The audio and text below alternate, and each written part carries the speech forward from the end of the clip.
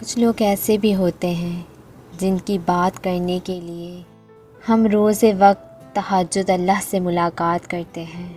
نماز میں دعا اور محبت میں وفا بہت ضروری ہوتی ہے۔ اللہ سے گفتگو کی عادت ہو جائے تو سجدے کیے بغیر سکون نہیں ملتا۔ دکھ تو سب کی زندگی میں ہوتے ہیں، خوش بس وہ رہتے ہیں جن کے پاس یہ احساس ہو کہ رب ہے نا، سنبھال لے گا۔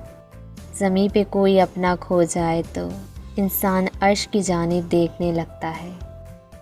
جب تمہیں لگے کہ اپنا آگے بڑھ سکتے ہو اور نہ واپس پلٹ سکتے ہو تو اللہ کی جانب بھاگ جانا، دور تک، وہاں تک جہاں پر تم اسے چھوڑ کر اس سے اتنا دور نکل آئے تھے۔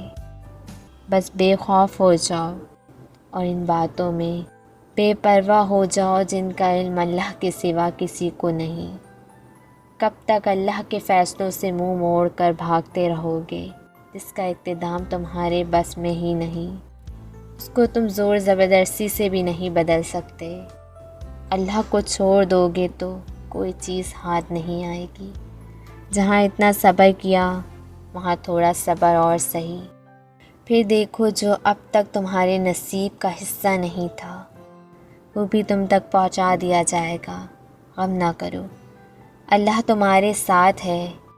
ایک ہار پر اس فتح کو بھول گئے ہو جس سے اللہ نے تمہیں ہمکنارہ کیا۔